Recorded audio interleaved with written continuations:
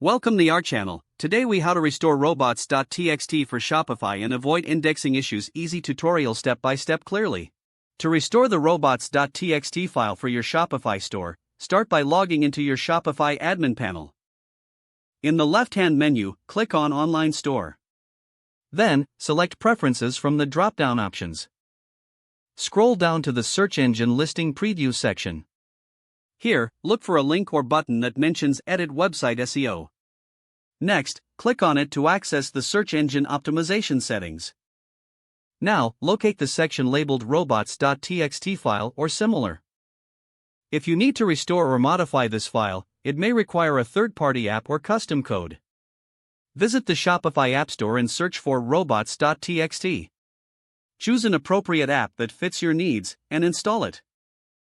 Follow the on-screen instructions provided by the app to restore or edit your robots.txt file. Ensure that you allow important pages to be indexed by search engines. After making your changes, save the settings. To confirm everything is set up correctly, open your website and add /robots.txt to the end of your site's URL. This will display the contents of your robots.txt file. Review the file to ensure all necessary pages are allowed and any non-essential pages are disallowed. If you encounter any issues or have specific requirements, consult Shopify's Help Center or community forums for further assistance. Regularly monitor your site's indexing status through Google Search Console. Keeping your robots.txt file updated will prevent indexing issues in the future. Remember to revisit your settings periodically to accommodate any changes to your website.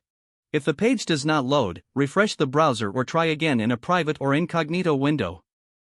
Make sure you are using the correct email address, then retype it carefully to avoid small typos. If your password is not accepted, use the reset option and create a new strong password you can remember. Check your spam folder for verification or security emails, then complete any requested confirmation steps. Enable two-factor authentication if available to improve account security and reduce unauthorized access risk. After signing in, review your profile details so your contact information and settings are accurate and current. If you see an error message, note it down and try again after restarting your device and internet connection. Log out when you finish, especially on shared devices, to keep your account and payment information secure. If the page does not load, refresh the browser or try again in a private or incognito window. Make sure you are using the correct email address, then retype it carefully to avoid small typos. If your password is not accepted, use the reset option and create a new strong password you can remember. Don't forget to like this video and subscribe to our channel for more step-by-step tech guides.